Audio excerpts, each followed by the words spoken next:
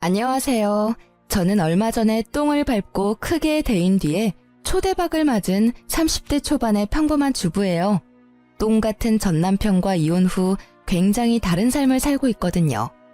결혼한 지 3년 만에 이혼을 결정하게 된 사연을 글로 쓰게 되니 이상한 기분이네요. 지금의 삶에 감사한 마음으로 제 전 결혼 생활에 대한 사연을 작성해 볼게요. 저와 남편은 20대 중반에 만났어요. 당시 저는 이미 직장인 4년 차로 아버지가 보태준 돈과 제가 번 돈을 합해서 전셋집에서 살고 있었어요. 남편은 저의 알뜰한 모습에 반했다며 프로포즈를 했고 요즘 추세로는 좀 이른 나이에 결혼을 하게 됐어요. 남편은 사실 좀 무뚝뚝한 면이 있고 구두쇠 기질도 있었어요. 그래도 연애 초반에는 좀 덜했는데 결혼 후에는 점점 심해지기는 했지만 아슬아슬하게 참을 수 있는 정도였죠. 시모는 아들이 전부인 사람으로 남편처럼 구두쇠 기질이 있었어요. 그래도 연애 초반에는 좀 덜했는데 결혼 후에는 점점 심해지기는 했지만 아슬아슬하게 참을 수 있는 정도였죠. 시모는 아들이 전부인 사람으로 남편처럼 구두쇠 기질이 있었어요. 자식은 부모를 닮는다고 했나요? 그 말처럼 두 사람은 똑같이 알뜰살뜰 돈 쓰는 걸 두려워하는 사람이었답니다. 그런 시모와 저는 그다지 가깝지는 않았어요. 시모가 매번 친정과 시댁을 차별한다며 저를 나무랐거든요. 저는 외동딸이라 친정엄마에게 매달 용돈을 드리고 있었어요. 자식도 하나뿐인데 그런 거라도 챙겨드리고 싶어서 드렸던 건데 친정엄마에게만 드리기 뭐해서 시모에게도 주는 거였거든요. 그런데 그걸 매번 작은 돈 누구 코에 붙이냐며 친정엄마한테 더 주는 거 내가 모를 줄 아냐며 난리를 피우는 거예요. 아니 근데 생각해보세요. 외동인 제가 친정을 챙기는 건 당연한 것 아닌가요? 어째서 제가 제 집에 효도하는데 시모에게 그런 말을 들어야 하죠? 어쨌든 시모의 그런 언행은 시집 오고 난 뒤부터 시작됐어요. 그런 시모와 비슷하게 남편도 돈 문제로 저를 힘들게 하기 시작했어요. 제가 번 돈으로 제가 돈을 쓰는데 남편에게 허락을 맡아야 했거든요. 어차피 사야 할 생필품이지만 매번 허락을 맡아야 했죠. 이때쯤엔 부부 사이가 아니라 거의 상사와 부하 느낌이었어요. 내 돈으로 결제 맞는 더러운 그 기분 알만한 분들은 아실 거예요. 정말 짜증나거든요. 그렇다고 제가 낭비를 하는 것도 아니었어요. 진짜 맹세코 양가 어머님께 드리는 돈이 거의 60만 원 정도고 나머지는 생활비 100, 나머지는 비상금과 적금이었거든요. 제가 한 달에 쓰는 돈은 거의 20만 원도 되지 않았어요. 그런데 그마저도 많이 쓰니 적게 쓰니 쓸데없다느니 처음에는요. 저도 좋게 생각했어요. 이게 다 나중에 좋은 집에서 살고 좋은 차 몰고 다니려면 어쩔 수 없는 희생이다 라고 말이죠. 그런데 뒤로 갈수록 이게 아니다 싶을 정도로 심할 때가 있었어요. 지금 보면 그냥 그 사람은 구두쇠였을 뿐이고 더 악질적이게도 남의 돈도 자기 돈이라고 생각하고 있었던 거였어요. 제가 이 짠돌이 남편과 싸우게 된 첫 번째 사건의 계기는 바로 친정집 세탁기 때문이었어요. 친정엄마와 평소처럼 통화를 하는데 엄마가 최근에 세탁기가 고장났다고 하더라고요. 처음에는 수리를 생각했는데 오래된 세탁기라 생각보다 수리비가 너무 많이 나와서 어떻게 할까 고민 중이라고 하더라고요. 그래서 저는 제가 모아둔 돈도 있고 저번 명절 때 남편의 성화로 용돈도 많이 못 드린 것도 있어서 제가 세탁기를 새로 사드리기로 했어요. 친정엄마는 걱정하셨지만 저는 제 돈이고 친정에 쓰는 돈인데 괜찮을 거라고 생각했어요. 솔직히 남편의 반응이 조금 신경 쓰였지만 지도 양심이 있으면 장모한테 못 해준 거 내가 해준다고 뭐라 하지는 않겠지 하는 생각도 있었죠. 그래서 이왕 해주는 김에 세탁기에 건조기까지 해서 드렸거든요. 친정엄마가 50견이 와서 빨래 넣을 때 너무 힘들다고 하신 적이 있어서요. 겨울철이나 장마철에도 빨래 말리기 편하니 친정엄마 집안일이 조금이라도 줄어들 거라 생각해서 선택한 거였어요. 새 세탁기와 건조기가 들어가는 날 부모님과 같이 있었는데 부모님은 무척 좋아하셨고 저는 이걸로 끝이라고 생각했죠. 남편도 모를 거라고 생각했는데 카드 내역이 우편으로 날아올 줄이야. 일부러 카드 실적 채우려고 카드로 구매했는데 남편이 그 내역을 보고는 당장 가지고 와서 따지더라고요. 여보, 이렇게 비싸게 주고 산 게 뭐야? 거의 400만 원에 가까운 돈을 주고 도대체 뭘 산 거야? 돈도 없는데 이만큼이나 돈을 썼어? 아, 그거 우리 친정에 세탁기 고장났다고 하더라고. 그래서 내가 하나 사드렸어. 사드리는 김에 건조기도 같이 해드렸어. 그러잖아도 엄마 매번 빨래 넣을 때 50견 때문에 아프다고 하셨거든. 건조기 있으면 팔도 많이 안 아플 것 같고 같이 하면 또 싸길래 해드렸어. 평소에 해드리는 것도 없고. 명절 때도 용돈 많이 못 드렸는데 이 정도면 괜찮잖아. 자초지종을 설명하면 이해할 거라고 생각했던 남편의 얼굴이 점점 험악해지는 걸 보고 저는 당황했어요. 그런 일이 있으면 나한테 이야기부터 했어야지. 당신 혼자 결정하는 법이 어디 있어? 돈 400이 그렇게 쉽게 결정할 일이야? 왜 당신은 항상 이런 큰일을 혼자서 결정하는 거야? 아니, 말이 좀 그렇네? 매번 그러는 것처럼 말하는데 이번이 처음이잖아. 그리고 쉽게 결정한 거 아니야. 나도 충분히 생각했고 필요하다는 걸 느꼈으니까 산 거잖아. 나는 당신이 왜 화를 내는지를 모르겠어. 이걸 산 게 그렇게 화낼 만큼 큰일이야? 큰일이지. 당신이 쓰는 돈은 우리 돈이기도 하다고. 상대방의 소비 규모를 파악하는 것도 중요한 일이고 지금처럼 당신이 과소비하는 일도 있으니까. 그리고 내가 화를 내는 건 당신이 처갓집만 챙겨서야. 세탁기는 우리 엄마가 쓰던 걸 처갓집에 줘도 되잖아. 차라리 우리 엄마한테 세탁기 새로 사드리는 게 나았을 텐데. 뭐? 그게 무슨 논리야? 참나, 우리 집이 거지야? 무슨 말을 그렇게 열받게 해. 왜 우리 집에 남이 쓰던 걸 써야 하는데? 그리고 내가 왜 멀쩡한 시댁 세탁기를 새로 해드려? 남이 아니잖아. 우리 엄마는 혼자 사용하고 계시니까 오래되긴 했어도 깨끗하다고. 그리고 우리 엄마라면 새로 사드려도 깨끗하게 오래 쓸 테니까 돈도 덜 들고 얼마나 좋아. 그게 뭐가 좋은 건데? 그러니까 당신 말은 우리 집은 더럽게 쓰고 어머님은 깨끗하게 써서 어머님께 새 세탁기를 해드리는 게 좋다는 이야기야? 오래 쓰면 그만큼 낡아져. 그걸 좋은 점이라고 하는 거야? 근데 좋고 나쁜 걸 떠나서 일단 기분이 더럽잖아, 기분이. 왜 화를 내? 다 아껴 쓰자고 하는 말이잖아. 그렇게 아껴야 우리한테도 도움되고. 그건 아끼는 게 아니지. 비루하게 사는 거잖아. 어차피 이렇게 하나 저렇게 하나 돈 드는 건 마찬가지야. 그리고 친정집 세탁기가 망가졌는데 시댁에 새 걸 해줘야 한다는 당신 생각이 미친 거지. 이번 세탁기 건조기는 다 내가 모은 돈으로 해드린 거잖아.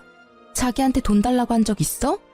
내가 알아서 다 했고 이미 집에 들어가 있고 환불 안 되니까 앞으로 이 이야기는 꺼내지도 마. 알 같지도 않은 소리를.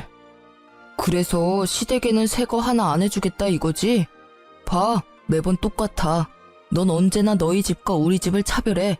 그게 눈으로 보이니까 매번 간섭하게 되는 거야. 매번 처갓집에 새 것만 해주고 싶어서는. 그리고 넌 며느리면서 시어머니 몸 안 좋아서 골골대는 건 안 보여? 우리 엄마도 몸 안 좋아. 너희 엄마만 엄마야? 어머님 몸 아픈 걸 왜 나한테 이야기해? 아프시면 병원 가면 되지. 멀쩡한 세탁기를 그것 때문에 바꾸겠다면 자기가 아들이니까 자기 돈으로 바꿔드려. 그럼 되겠네.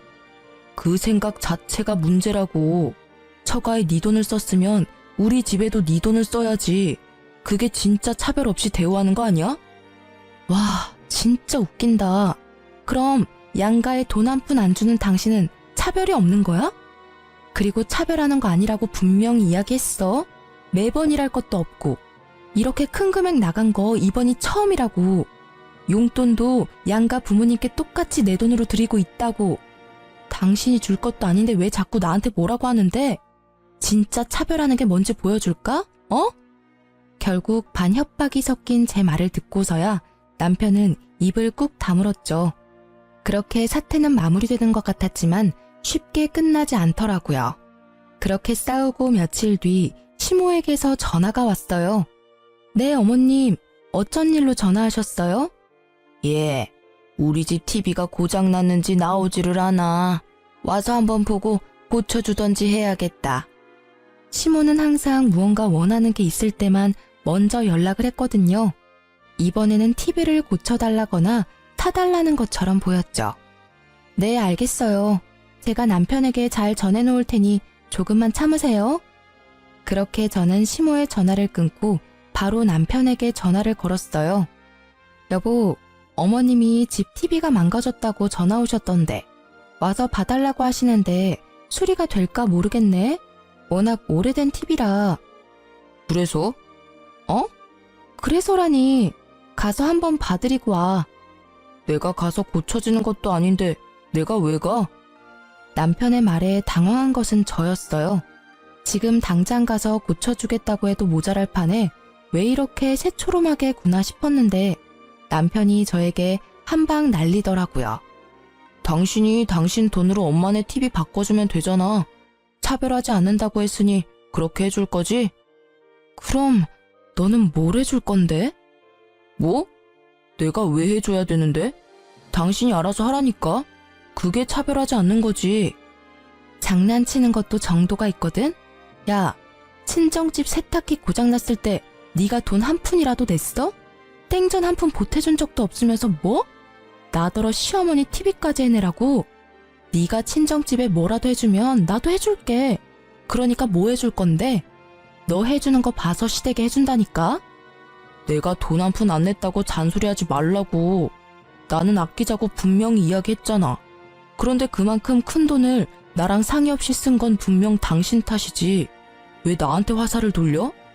당신 돈으로 처가에 뭔가를 사줬으면 똑같이 당신 돈으로 시댁에도 사줘야지. 몰래 처갓집에만 가전 사주고 이러는 거 그게 처갓집이랑 시댁 차별하는 거 아니야? 말도 안 되는 말을 논리적으로 하려고 애쓰는 미친 남편 놈을 보며 저는 화를 꾹 누르며 맞받아쳤어요. 아, 그래. 그럼 이렇게 하면 되겠네. 우리 친정집에 TV가 오래되긴 했지만 자주 안 보셔서 깨끗하고 잘 나와. 그러니까 그거 어머님 드리고 친정집에 새로 TV 사드리면 될 것 같아. 괜찮은 생각이지. 얼마 전에 당신이 생각해낸 획기적인 아이디어잖아. 남편의 되먹지 못한 발언에 열받은 저는 남편에게 들었던 말 그대로 돌려줬어요. 그랬더니 이번에는 말도 안 하고 가만히 듣고만 있더라고요. 자기가 했던 이야기를 입장 바꿔 들어보니 어이없는 일이라는 걸 깨달았던 거죠. 어때, 기분이? 좋은 생각이라는 생각이 들어? 직접 당해보니까 진짜 어이없고 열받지 않아? 있지, 당신이 돈 아끼는 건 알겠는데 남의 돈으로 대리효도하는 짓은 하지 말자. 같이 살고 있는 사람 기분 나쁘게 만들 필요는 없지 않아? 결국 남편은 제 물음에 답하지 않고 시댁 TV 일은 자기가 해결하겠다고 하고 전화를 끊었어요. 저는 남편이 알아서 하겠다고 했으니 신경을 껐고요. 솔직히 전화상이 아니라 직접 보고 이야기했다면 얼굴을 한 방 날려버렸을 거라는 생각이 들 정도로 화가 났었어요. 이후에 시댁을 갔다가 깜짝 놀라 혀를 찰 수밖에 없었어요. 남편이 시댁에 사놓은 TV를 봤거든요. 그건 중고였어요. 한눈에도 오래돼 보이는 그런 누런 TV는 절대로 비싼 돈 주고 사오지는 않았을 것 같더라고요. 화면이 나오기는 하는데 예전 고장난 TV보다 연식이 더 오래된 제품이었죠. 저는 고개를 절레절레 흔들 수밖에 없었어요. 우리 집에 저걸 들이지 않은 게 다행이라는 생각을 하면서요. 그리고 시모는 그 TV를 볼 때마다 도리어 저에게 한 소리 하더라고요. 넌 생각이라는 게 있니? 어떻게 시댁 TV가 고장났는데 중고를 사줄 수가 있어? 너희 친정에는 번듯하게 새 거 비싼 걸로 넣어주고는 이러니 내가 차별한다는 말을 안 할 수가 없는 거야. 네가 하는 꼴을 봐라. 어머님, 죄송한데 저희 친정의 세탁기는 저희가 같이 모으는 생활비로 낸 게 아니라 제가 따로 모으는 돈에서 구입한 거예요.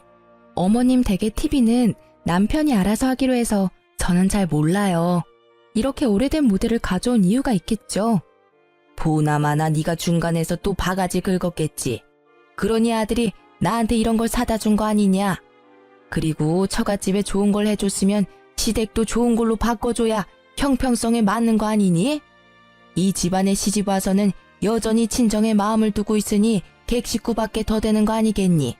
자식은 부모 닮는 게지. 네가 이 모양인 걸 보면 네 부모님 교양도 눈에 훤하다 훤해. 그러니까 저한테 말씀하셔도 저는 모르는 일이고 남편이 다 알아서 한 일이에요. 그리고 저는 어머님께 따로 제 월급에서 용돈도 드리고 있는데 이런 문제는 남편이 해결하는 게 맞죠. 저한테 돈 맡겨두신 것도 아니시잖아요. 쥐꼬리만한 용돈 준다고 아주 유세를 떠는구나. 얼마나 똑똑한지 시어머니 말에 한마디도 빠짐없이 말대꾸하며 제 남편 우습게 보는 말까지 하고 아유 내가 며느리를 잘못 들였지 잘못 들였어. 저는 시모가 왜 저한테 이러는지 이해가 안 가더라고요.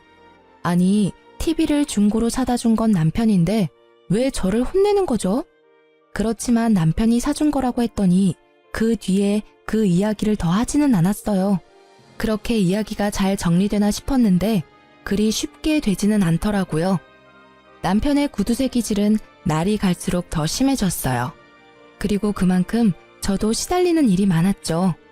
물티슈 쓰는 것부터 물 사 먹는 것까지 간섭하며 저를 낭비하는 사람처럼 몰아가더라고요. 그래도 마음을 다잡아보려 했는데 더 큰일이 터져버리고 말았어요. 그날은 주말이라 오랜만에 부부 둘이 같이 느긋하게 시간을 보내고 있었어요. 평소에는 둘 중 한 명이 야근으로 늦는 일이 많아 서로 얼굴 보기가 쉽지 않거든요. 늦잠을 자고 일어나려는데 전화가 울리더라고요. 친정엄마였어요. 여보세요? 엄마, 무슨 일 있어? 목소리가 왜 이렇게 갈라졌어? 얘, 어떡하니? 네 아빠 상태가 위독하대. 의사 말로는 오래 못 갈 거라고 하는데? 상태가 그렇게 많이 안 좋대? 좋은 약이라도 좀 써보라고 내가 의사쌤한테 말해볼게. 이미 그 단계는 이미 지나서 효과가 없을 거라고 말하더라. 그래도 원하면 써보긴 할 텐데 지금은 의미가 크게 없다고. 그래서 이렇게 손 놓고 기다려야 하는 거야? 좋아지기를 바라지만 아무리 봐도 상태가 안 좋아. 너도 나도 마음의 준비를 해야 한다고. 선생님이. 울지 마. 지금 내가 갈게. 잠깐 기다리고 있어봐. 아니야. 됐어. 어차피 와도 너 못 들어와. 보호자 한 명만 특정 시간에 들어올 수 있대. 임종 때는 가족들 와서 봐도 된다고 하지만 아버지도 아버지지만 엄마가 걱정돼서 그러지. 병원비도 많이 나왔을 건데. 딸, 병원비는 걱정하지 마. 네 아버지가 보험을 잘 들어놨더라고. 아, 그러고 보니 네 아버지가 오늘 사망보험금 이야기하더라. 사망보험금? 커진 제 목소리에 남편 얼굴이 저를 향했어요. 저는 남편에게 아무것도 아니라는 제스처를 취한 채 다시 친정엄마와 이야기를 나눴죠. 그래, 사망하면 수령을 어떻게 해야 하는지 잘 알아보라고 하던데. 수령인이 나로 되어 있는데 네가 가서 받을 수 있는 방법이 없는지 좀 알아봐 줄래? 법정 상속인으로 되어 있으면 너도 상속인에 해당돼서 받으러 갈 수 있지 싶은데 내 이름으로 되어 있어서 어떻게 해야 할지 모르겠구나. 그래? 그럼 내가 보험회사 전화해볼게. 수령인이 법정 상속인이 아니라 특정 사람으로 지정되어 있을 때 가족인 다른 사람이 수령하려면 어떻게 해야 하는지 물어보면 되지? 그래, 네 아버지가 미리 알아봐 놓으래. 어지간히도 우리가 걱정되시나 보다. 아무것도 못할까봐. 당신 몸이나 걱정해야 할 때 왜 우리 걱정을 하는지. 또 흐느끼는 친정어머니를 달래며 화장대 앞에 거울을 보고 있었는데 남편 눈빛이 묘하게 반짝이는 걸 느꼈죠. 뭔가 찝찝한 느낌이 들어서 전화를 끊고 남편에게 물었어요. 아까 전에 전화할 때 왜 그렇게 빤히 쳐다본 거야? 어? 이제 좀 있으면 장모님 생신이잖아. 안 좋은 일도 있으신데 생일이라도 좀 좋은 날 되셨으면 싶어서 선물 하나 드리려고 하는데 뭘 해드리면 좋아하실까? 갑자기 무슨 일로? 해마다 식사하고 용돈 조금 드리고 그게 일상이잖아. 선물하려고 할 때마다 경기하면서 안 된다고 한 사람이 무슨 선물은? 이번에는 좀 다르잖아. 어머님도 많이 힘드시니까 기운 차릴 만한 일도 있으셔야지. 잘 생각해봐. 어머님이 좋아하실 만한 걸로. 그럼 명품 가방이라도 드릴까? 정말로 별 생각 없이 던진 말이었어요. 남편이라면 절대로 받아들이지 않을 물건이라고 생각했거든요. 그렇지만 남편이 센 척 나오니 저도 그냥 센 척하고 싶었던 것뿐이랄까. 진짜 아무 생각 없이 던진 말이었는데 그런데 이게 무슨 일인지 갑자기 남편이 알겠다고 하더라고요. 그래, 그걸로 사드리자. 내가 봐서 사올게. 진짜로 사드릴 거야? 그래, 지금이라도 사위 노릇 해야 하지 않겠어? 힘드신데 옆에서 지탱하지 못하면 마음이라도 전달해야지. 그 말에 당황한 것은 저였어요. 이런 사람이 아닌데? 그런 걸 사볼 생각조차 하지 않는 사람인데 말이죠. 이때까지 저는 남편이 말만 그렇게 하고 사오지 않을 거라고 생각했어요. 그런데 그 바로 다음 날 남편이 진짜 가방을 사왔더라고요. 저도 아는 유명 브랜드의 고가의 명품 가방을요. 중고로 사도 몇백만 원이 넘는 이 가방을 남편이 가져오자 저는 놀랄 수밖에 없었어요. 친정엄마 생신날 그걸 떡하니 내놓으니 엄마 얼굴이 요 근래 드물게 활짝 피더라고요. 계속 힘든 일만 있었는데 좋은 일 정도는 있어야죠. 당신 이거 진짜로 사온 거야? 비싸지 않았어?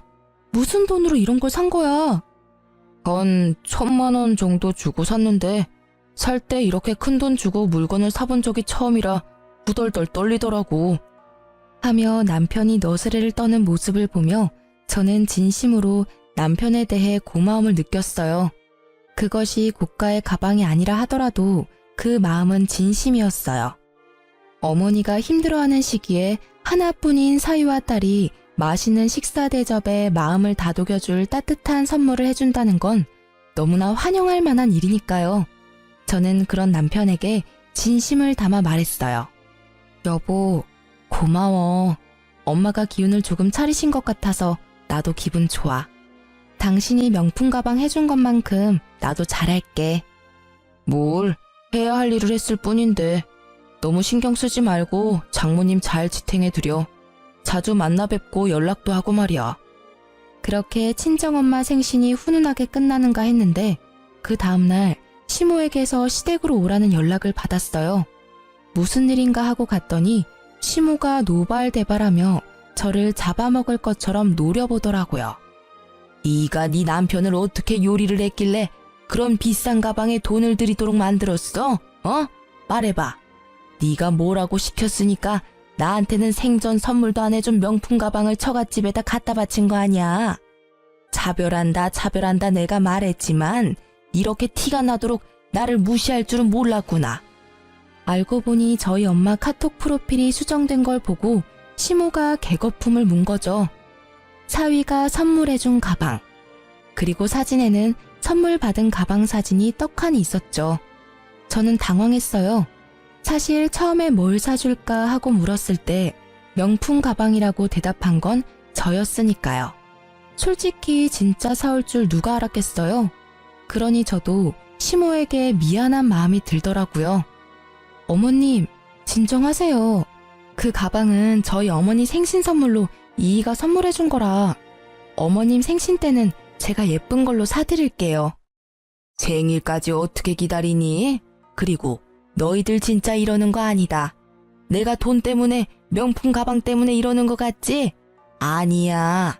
이런 사진 보면서 남편 없는 내 신세가 서럽고 자식이며 며느리한테도 홀대받는 내 인생이 불쌍해서 아이고.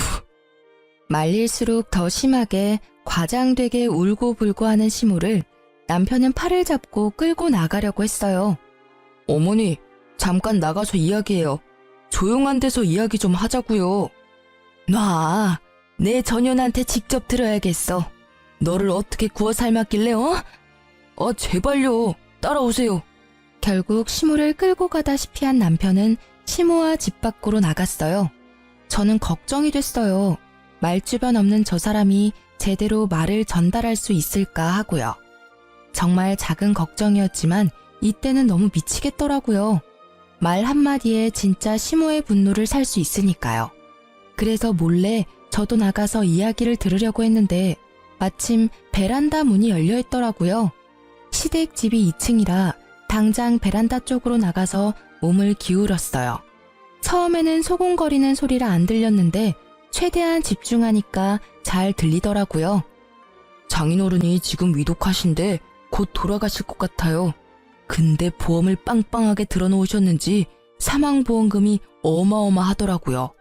나중에 그거 타면 어머니한테 더 좋은 거 해드릴 테니까 조금만 참아요. 예? 와이프 외동딸이잖아. 장모님이 받아도 반은 와이프 몫이거든요. 그러니까 지금은 참으시라고요. 그 돈 들어올 때까지만. 그래? 아이고 잘 됐네. 쓸모도 없는 며느리 이제야 쓸 일이 생겼어. 잘 됐다 얘. 보험금 타면 그걸로 팔자 피는 건 순식간이야. 그 집안에서 너희 결혼할 때 해준 거 하나도 없더니 죽을 때가 되니 도움이 되는구나. 너도 이제 팔자 피는 거야. 잘 됐어. 저는 제 귀를 의심했어요. 내가 들은 게 진짜 현실인가? 이건 꿈이 아닌가? 하는 생각이 들 정도였죠. 두 사람이 돌아오는 소리가 들려 저도 불이 나게 현관으로 달려나갔죠. 열이 받아서 두 사람에게 한 소리 하려고 결심하던 차에 친정엄마한테 전화가 왔어요. 저는 남편과 시모를 두고 그대로 밖으로 나가 전화를 받았죠. 응, 엄마, 무슨 일이야? 예, 어떻게 이럴 수 있어? 사위한테 받은 가장고리가 떨어져서 수리하러 갔더니 자기네 제품이 아니라며 수리를 거부하던데 이거 설마 가짜 제품이니? 뭐? 그게 무슨 말이야? 아이고, 내가 거기서 받은 수모를 생각하면 손발이 떨리고. 아니, 가품을 줬으면 가품이라고 말을 해주면 될 것을 왜 가짜를 진짜라고 속이는 거니? 저는 그 길로 불이 나게 친정으로 달려갔고 그 가방을 들고 전문 매장을 찾았어요. 직원이 딱 보더니 SA급도 아닌 B급 짝퉁이라더군요. 저도 친정어머니도 명품을 직접 본 적이 없으니 그게 가짜인지 진짜인지 알 길도 없었던 거고요. 실망한 친정어머니를 달래는 저는 수치스러움과 분노로 머릿속이 가득 찼어요. 이혼. 바로 이날 저는 이혼을 결심하게 됐어요. 막대 먹은 무개념 짠돌이 남편과의 이혼을 말이죠. 그리고 저는 그 나쁜 놈과 아버지를 모욕한 시모에게 복수를 계획했어요. 지들이 했던 대로 아주 치사하고 더럽고 열받는 복수를 말이죠. 이후로 저는 대놓고 시댁과 친정을 차별하기 시작했어요. 좋은 것이 있으면 무조건 시모가 있는 데서 친정에 해줘야겠다고 이야기하고 제가 모은 돈을 털어서 친정에 바리바리 먹을 것, 입을 것, 가전제품 같은 것들을 해다 줬어요. 남편과 시모가 볼 때 더 많이 해드렸죠. 시모에게 이보다 더 크게 열받는 일이 있을 수 없고 남편은 유산 때문에 꾹 참고 있는 게 보였죠. 그래도 본인도 참기 힘들었을 거예요. 말하고 싶은 걸 참느라 힘들어 보였거든요. 그치만 이제 짠돌이가 힘들어하든 말든 제 알 바 아니죠. 무개념 막말 시모는 결국 참지 못하고 제게 한 소리 해댔어요. 이게 보자 하니까 친정집에는 발길 좀 끊으랬더니 매번 왔다 갔다 하며 이거 사주고 저거 사주고. 너는 이 시댁 식구들은 보이지도 않냐? 이렇게 대놓고 사람 차별하고. 자식은 부모 닮는 법이야. 네가 그러면 네 부모가 욕 얻어먹는 건 당연한 이치지. 어디 가서 우리 집 며느리라고 하지 말거라. 네, 차별하는 거 맞고요. 저는 외동딸이라 저희 친정집 식구도 소중해요. 어머님네는 아들이 셋이나 되는데 챙겨줄 사람도 그만큼 많잖아요. 그런데 저희 집은 저 하나뿐이거든요. 제가 아무리 친정을 챙겨도 어머님네 새형제가 챙기는 것보단 덜하겠죠. 안 그래요? 시모에게 아들 셋은 자신과 똑같은 구두쇠들 셋이었거든요. 그러니 용돈도 저만 드리고 있었고 나머지 형님들은 용돈 자체도 드리지 않더라고요. 그러니 제가 친정에 해주는 것들이 부러울 법도 했던 거죠. 그래서 힘껏 빈정거려줬어요. 그것도 아들 못 낳은 너네 엄마 팔자지. 그럼 아들을 든든히 낳았어야지. 이렇게 남의 집안 며느리로 들어온 딸에게 이거 사달라 저거 사달라. 너희 집안도 참 사람들이 베어먹지를 못했어. 결국 친정집을 걸고 넘어지는 시모에게 저는 대놓고 두 아주버님 흉을 좀 봤어요.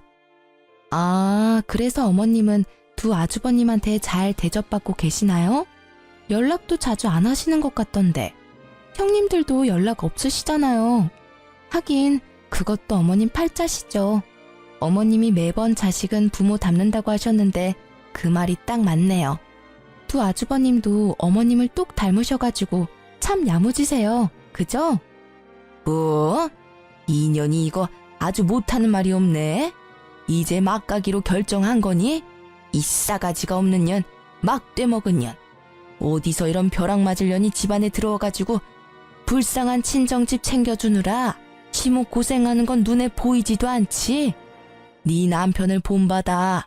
장모 눈치 보느라 그 비싼 가방까지 해주고. 가방 이야기에 빡친 저는 웃으며 시모에게 말했어요. 저도 가방 사드릴게요. 그럼 됐죠? 그리고 며칠 뒤 시모의 생일날 저는 정말로 가방을 샀어요. 물론 짝퉁으로요. 생일날 그 가방을 받고 좋아하는 시모의 얼굴에 어찌나 기분이 좋던지 조만간 그 얼굴이 일그러질 걸 생각하며 저는 싱긋 웃었어요. 남편놈은 본인이 장모에게 해준 가방 때문에 제가 시모에게 가방을 선물해줬다고 생각하고 있더라고요. 뭐 반쯤은 맞는 말이었죠. 짝퉁 선물에는 짝퉁 선물로. 저는 얼른 그게 가짜라는 걸 알아차리도록 하기 위해서 일부러 시모의 가방 지퍼 부분을 잡고 확 뜯어버렸어요. 시모에게 수리를 하셔야 할 것 같다고 구매처 장소까지 똑똑히 알려드렸죠. 그리고 며칠 뒤 수리하러 갔다 씩씩거리며 집으로 돌아온 시모의 모습에 저는 시치미를 뚝 떼고 앉아 있었어요. 너 나한테 감히 가짜를 줬어? 어떻게 할 거야? 그 명품점에서 내가 이런 수치를 당하고. 예, 너 네 와이프가 나한테 가짜 가방을 준 거 알고 있었니? 당신 뭐 하는 짓이야? 어머님 생신에 가짜 가방을 선물하면 어쩌자는 거야? 진짜 개념도 없고 생각도 없구나. 내가 장모님께 해준 게 얼만데 이런 식으로 은혜를 원수로 갚아. 은혜 같은 소리하고 자빠졌네. 야, 다른 사람은 다 나 욕해도 당신이랑 어머님은 나 욕하면 안 되지. 당신이 했던 짓이 있는데 나를 탓하는 건 웃기지 않아? 뭐라는 거야 얘가? 어머님 모르셨어요? 댁의 아드님이요. 장모한테 B급 가짜 가방을 줬더라고요. 생신 선물로요. 그래놓고는 명품 가방이라고 속이고는. 그래서 저도 어머님한테 똑같이 드린 거예요. 저희 어머니가 받았던 것처럼 짝퉁 가방으로요. 아드님이 뿌린 대로 거둔 거니까 불만은 없으시죠? 그거 언제 알았어? 아니 그건 다 이유가 있어서. 그 이유는 알고 싶지도 않아. 짝퉁? 그것도 괜찮아. 처음부터 가짜라고 이야기했으면 차라리 나았어. 돈 없지만 다음에는 진짜를 사주겠다고 이야기했다면 우리 형편에 아쉽지만 어쩔 수 없다며 좋게 넘어갔을 일이지. 그런데 당신은 그걸 숨겼어. 아니, 거짓말을 했지. 1,000만 원이 넘는 가격으로 산 것처럼 사기를 쳤어. 자기 장모한테 말이지. 이 사기꾼. 서슬퍼런 제 모습이 처음인지라 남편과 시모는 놀란 눈치였어요. 그런 남편의 모습에 저는 한 방 더 먹여주기로 했어요.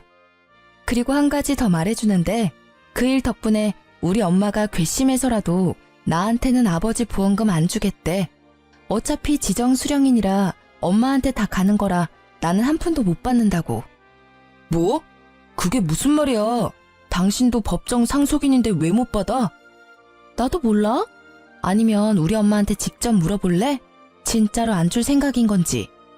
남편 놈이 진짜로 급했는지 친정엄마한테 곧바로 전화를 걸더군요. 그 탐욕 가득한 눈빛이 어찌나 한심하던지. 물어보랬다고 그걸 전화하는 저 뻔뻔함에 치를 떨었죠. 어머님, 저 한 가지만 여쭙겠습니다. 혹시 와이프는 장인어른 사망보험금 못 받습니까? 그래, 자네는 우리 집을 뭐라고 생각하는 겐가? 자네 장인 사망보험금은 이 집에서 알아서 할 일이야. 자네가 신경 쓸 일 아니지. 나는 지금 자네에게 크게 실망했어. 이런 무례한 전화도 그 중에 하나지. 더 이상 할 말 없으니 이제 더 이상 나한테 전화하지 말게. 미리 친정엄마와 계획해둔 거였어요. 아버지의 사망보험금이 사라진다면, 내 몫이 사라진다면 이 짠돌이가 어떻게 나올까 하고 아마 분명히 높은 확률로 제가 바라던 말을 해줄 거라고 생각했어요. 그리고 제 예상이 맞았어요. 남편의 절박하던 얼굴은 금세 뻔뻔하게 바뀌더라고요. 그 얼굴에는 미안함도 부끄러움도 없었어요. 당신이 사망보험금 못 받는다면 나랑 같이 살 필요 없어. 우리 이혼해. 짠돌이 남편 싫다며. 매번 차별 운운하는 시어머니도 싫고 그럼 됐잖아. 그냥 이혼하자. 그래, 너 잘 생각했어. 애도 못 가져. 처갓집이랑 차별도 하고 이런 못 사는 집 딸보다 더 좋은 여자 이 나라에 널리고 널렸어. 위자료나 듬뿍 받아내라. 두 사람의 말에 저는 속으로 비웃었어요. 지금 부부가 같이 사는 집도 제 명의로 된 전셋집이고 그마저도 결혼 중에 마련한 게 아니라 제가 처녀 시절부터 마련해서 온 것인데 지들 위자료 받을 생각으로 가득하더라고요. 이혼 소송할 거지? 어차피 합의 이혼은 안 될 것 같으니까. 나는 당신이 유책 배우자라고 생각하고 그렇게 증거 모을 테니까 위자료는 아마 당신이 내야 할 거야. 그게 무슨 소리야. 위자료는 당신이 내야지. 나는 이미 어머님이 나한테 한 막말들 다 녹음해놨어. 카톡 대화 내용도 다 찍어놨고. 제 말에 심오한 남편은 그제야 꿀먹은 벙어리가 되더라고요. 그 뒤에 남편은 자기가 불리해질 것 같으니 뒤늦게 울며 불며 인정에 호소하며 매달렸지만 저는 냉정하게 뿌리쳤어요. 보험금 못 받는다니 냉큼 이혼하자던 놈이 이제 와서 무슨 낯짝으로 다시 매달리는지. 결국 이혼 소송은 역시 저의 승리였어요. 그리고 그 판결 이후 친정아버지가 돌아가셨죠.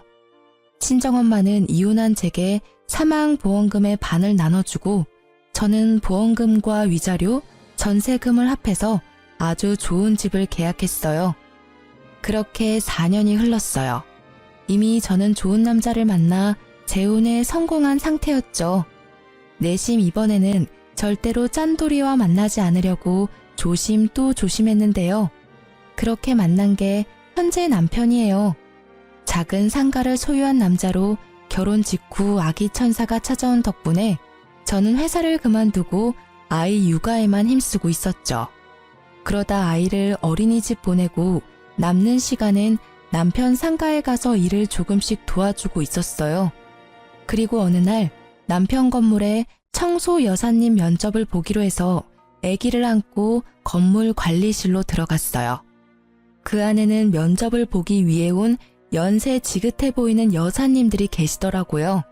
그리고 고개를 돌리다가 저는 익숙한 얼굴과 마주쳤어요. 바로 전시모였어요. 전시모는 제 모습을 보더니 제가 이곳에 면접 보러 온 줄 아시더라고요. 아이고, 어디서 남자 하나 꼬셔서 애 낳고 살고 있니? 세상에, 이런 청소하는데 올 정도면 네 팔자도 망한 거나 다름없구나. 여자 팔자는 남자를 잘 만나야 펴는 법인데 네가 만난 남자가 얼마나 못났으면 이런 데를 와? 우리 아들이랑 헤어지고 어떻게 사는지 척보니 알만하구나. 그러게 왜 그 난리를 치며 이혼까지 해가지고는 내가 무어라 말하기 전에 먼저 치고 나오더라고요. 저는 아무 말 없이 그냥 듣고만 있었어요. 그냥 웃겼어요. 자기 처지도 모르고 여기 와서 잘난 체 하는 게 제 무덤 열심히 파고 있는 모양이더라고요. 그래도 애는 하나 낳아줬나 보네. 우리 애가 너한테서 애 보기 싫어서 애를 안 가진 거 아니니? 잘했지.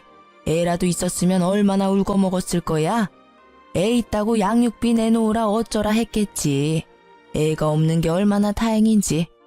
아무 말 없는 거 보니 너도 네 처지가 부끄럽긴 한가 보네. 그렇게 말하던 전시모의 눈이 제가 들고 있던 가방을 향하더라고요. 남편이 사준 브랜드 제품 가방이었는데 그걸 보고 피식 웃더라고요. 나쁜 버릇 또 나왔구나. 청소나 하러 다니는 주제에 가짜 명품 가방을 들고 다니니? 나한테 짝퉁 가방 선물할 때부터 알아봤어. 그것도 가짜지? 줘봐. 그때 내가 당한 수치를 생각하면 지금도 화가 가라앉지를 않아. 그러면서 제 가방을 뺏어갔어요. 가방을 험하게 다루며 상처를 내길래 제가 말해줬어요. 그거 가품 아니고 진품이에요. 이미 가죽에 기스가 났네요. 수리 비용 주실 거죠? 이거 수리 안 되면 하나 통으로 사주셔야 하는데 그 정도 능력은 있으신 거겠죠? 하긴 아드님이 셋이나 계시는데 그 정도 돈 없겠어요? 제가 차분하게 웃고 있으니 전시모도 약간 이상하게 생각한 듯 하더라고요.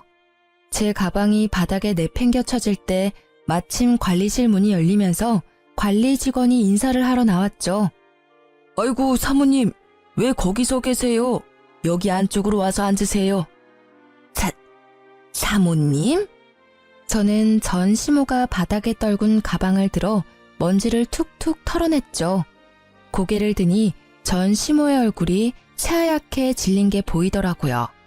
그제야 상황 파악이 된 것 같더라고요. 제가 일하러 온 사람이 아니라는 것과 자신이 던져버린 가방이 가품이 아닌 진품이라는 걸요. 네, 제가 사모님이고 오늘 이 건물 청소 여사님 구하는데 지금 남편이 면접 좀 봐달라고 해서 온 거예요. 일단 한 분씩 안쪽 방에서 면접 볼게요. 저희는 연이 있으니 먼저 면접 봐드릴게요. 안으로 들어오세요. 저와 전 시모가 관리인 방으로 들어갔어요. 따라오지 않을 줄 알았던 시모가 놀라서 그런지 아무 생각 없이 순순히 따라 들어오더라고요. 저희는 가족처럼 함께 일할 여사님을 구해요. 월급도 근처 분들보다 더 쳐드릴 건데 그만큼 열심히 해주셔야 되고요. 개인적으로는 꼭 맡아서 해주셨으면 좋겠어요. 이제껏 알뜰하게 사시는 걸 제가 잘 봤잖아요. 우리 건물도 그렇게 알뜰살뜰 잘 꾸려서 청소해 주실 것 같아서요. 제 말에도 아무 대답을 하지 못하더라고요. 불과 5분 전과는 정반대인 상황이 너무 웃겼어요. 그리고 그 사색이 된 표정에 통쾌하기도 했고요. 절 괴롭힐 때는 보지 못했던 얼굴이 너무 속 시원했어요. 그런데 전 남편은 뭐 하는 사람인지 모르겠네요. 대체 뭘 하고 다니길래 늙은 노모를 일하러 여기까지 보냈대요? 요새 일 다니고 있긴 해요? 혹시 여전히 너무 알뜰하게 살아서 연세 드신 어머니 밖으로 일하러 보낸 걸까요? 뭐든 적당히 해야 하는 법인데 말이에요. 아들이 셋이나 계신 분이 이런 데서 일한다 그러면 사람들이 욕할지도 모르겠네요. 걱정해주는 척 폭탄을 날리며 비웃자 전 시모는 자존심이 상했는지 화난 얼굴로 벌떡 일어나더라고요.